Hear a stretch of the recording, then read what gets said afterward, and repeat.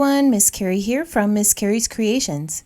Today I'm going to share 2 spring card projects and show you some unique ways that you can use floral dies on your card making projects. I have on my desk the Marge paper pad collection from Not Too Shabby. I am loving all the patterns in these 2 6x6 packs. The Spring Tulips is filled with lovely florals, bright colors, solids, and patterns.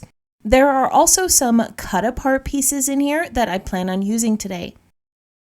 Gingham is one of my favorite patterns to work with, and I am enjoying all the vivid hues in this collection and the addition of neutrals.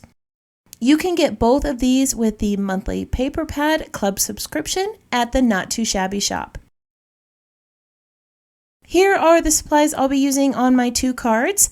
I have already selected the gray-blue, green, yellow, and peach colors from the Spring Gingham patterns, and this collection of patterns and colors with the cut-aparts from the Spring Tulips pack. I'm also going to be using 2 die sets from Lawn Fawn and a few other items to create these cards. As I make these projects, I'll bring in a few more items to the designs, and I'll make sure to list those in the supply list next to the link to the Paper Pad Club in the description below. I'm going to start by creating the background piece that we're going to use for both cards. I'm using a Distress watercolor cardstock, and I'm blending Speckled Egg Distress Oxide over the entire card front. I chose to use watercolor cardstock because I'll be adding some water to this in a moment, and I'm going to be creating some score patterns in the background. The heavier cardstock is going to hold up a little bit better than a standard cardstock. This cardstock also has a smooth side and a rougher side. I chose to use the smoother side because I will also be stamping on this background. I'm going to bring in some salvaged patina Distress Oxide and blend it into the previous color halfway up the card base. I love the blend that these 2 colors create in the center. I am using a foam blender for this, but you could use a blending brush if that is what you have on hand. After adding the darker blue, I'm going to blend these 2 together with another layer of speckled egg. This is going to darken up that color a bit and create a softer blend around the edges. Distress Oxide inks react with water, which is one of the reasons that I chose to use them. I'm going to add some big splashes here and let it set for a moment. After a few moments, I will lay a paper towel over the top, and this removes the excess water. You're going to be able to see a speckled look in the background once that excess water is removed. I'm also going to bring in a white paint pen. This is going to add some flecks in the background and create the broken up sky look. Now, before I move on to the final step, I want to make sure that all of this is completely dry. You can use a heat tool if you're in a bit of a hurry. The last step is to add a plaid pattern with score lines. I have flipped my cardstock upside down onto my paper cutter, and I'm using a stylus to create the score lines. I started the first score line at a 1/2 inch and then moved over a 1/4 inch. I moved over another 1/2 inch and then another 1/4 inch. I continued that sequence all along the back of the card.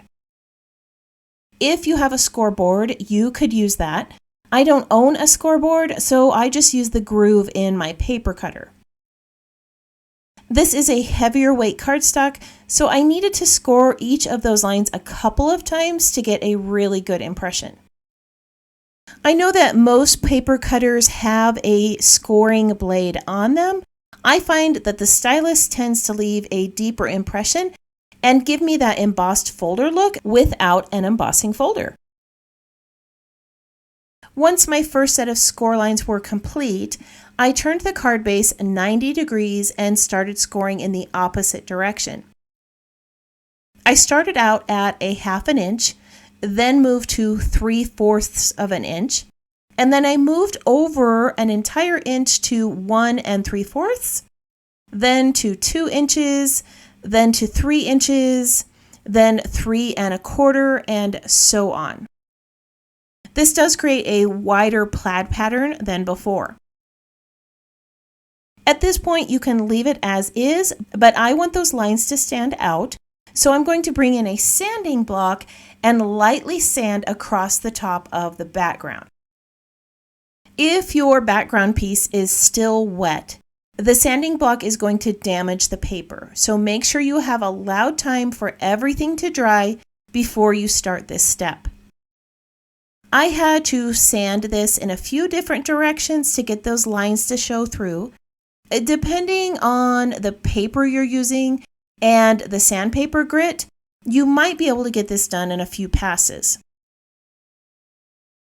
All right, so here's that awesome little background piece we created. Isn't this so much fun? I'm going to use this arc die to cut out the center. I'm just using some repositionable tape to hold this in place in the center of the card base, about an inch up from the bottom of the card, and then I will cut this out. You are going to need both pieces for the cards we're making today, so make sure you hold on to them. This arc piece is going to be placed on this white background, and I want to create another textured background for this card. So I'm going to repeat my scoring process on this second card base. I cheated a bit by drawing the diagonal lines on the back with a pencil so that I didn't have to try to measure them out on my paper cutter. These are spaced at 1/2 of an inch apart. Again, this would be easier with a scoreboard, but that's not something that I have in my space, so I'm just going to work with the paper cutter. This time I'm using a bone folder to score the lines. I discovered that spritzing it with a little bit of water made the score lines more prominent, which makes sense because I spray my cardstock with water before I run it through embossing folders. This design was much easier to create with a quick set of diagonal lines. Here's what it looks like when you're finished, and then once we add that arc piece over the top, it creates a great backdrop. All right, let's start assembling our two cards. The first card uses the blue background with the arc in the center. I have popped this up onto some foam tape, and I'm going to build a little floral cluster here with these pieces that I cut from different pattern papers. I like using pattern papers for flowers because they remind me of the applique quilts my grandmother used to make. These gingham patterns are especially nice for this because they have a pattern on the back in a lighter hue, so you can mix and match your petals just like I did here with the daffodil. This gives it some great dimensional interest. If you wanted to, you could turn this into a shaker card. You could use less flowers and add some little egg or floral shape sequence in that arc shape and turn this into an Easter card. I used 2 larger pieces and 2 small petals to create the base for the daffodil, and then I layered the center pieces on with some foam tape. This sits in the upper left part of the card, and then I started adding a few little gingham leaves behind it. If you've seen any of my videos, you know that I always use tools or dies for more than they are intended for. The daffodil die came with some partial center cuts, and I'm going to use these to create a foxglove. If you wiggle this little piece in the center, a slit in that petal will open up. And I'm just going to tuck this little piece of the daffodil flower in here to make it look like the center of a foxglove. I am using a thinner foam tape to adhere it in place so that it gives it a little bit of dimension. Now that I've added all of the centers, I'm going to stack these onto a stem on the right side of the card. I cut these out of a soft gray blue gingham in the Spring Gingham collection, and I love how it complements the yellow of the daffodil. This is a great way to get more use out of your dies. Many floral collections have a multitude of pieces that you could use to build new flowers. Now I'm going to add those additional leaf layers. I cut these out of some green gingham pattern and some green cardstock. I like how the gingham pattern had 2 colors of green, which allowed me to create a foreground and background layer with all the pieces. The last set of flowers are these sweet little peach gingham ones. These were cut with the die that was designed to be the center of the daffodil, but they make great little individual floral pieces. I'm going to quickly tuck these in place amongst all of the leaves and flowers. Now I probably should have placed these down before the leaves, but I was able to work around everything. The last item I want to add is a sentiment at the base of the card. I just cut this out using a die in my collection and layered it over a shadow layer cut from vellum. All right, I'm going to add a few little details to this card off camera so that we could move on to the second card. So this card background has the arch piece in the center with that white diagonal pattern we created for the backing. I did add some stitching to this because I just love how that texture looks. The arch piece already has a sentiment stamped onto it. I did this with a stamping platform because I needed to ink it a few times to be able to get that image to show up over the raised embossing. Around the arch, I want to create a scallop border. Instead of trying to find another die to do this with, I'm just going to use these small flowers that came from that daffodil set to create the look of scallops. This is another great way to use those floral dies you have in your collection. I have cut these from the peach colored gingham in the spring paper pad set. The back side has this gorgeous poppy red color that I almost used, but I think the peach is going to be a better fit with the tulips that are in the basket. I'm placing some double-sided tape on the back of the arch. This is going to make it easier for me to adhere these flowers in place, and it's a strong enough adhesive that will prevent the flowers from shifting. To make sure that the scallops are even, I'm going to add the flowers partway up the right side, and then I'll start adding them to the left. I can always make adjustments to the spacing at the top of the arch if needed, but it's much more difficult to make adjustments at the base of the arch. I often end up with a partial scallop there, so I have discovered that it's much easier to just space them out this way.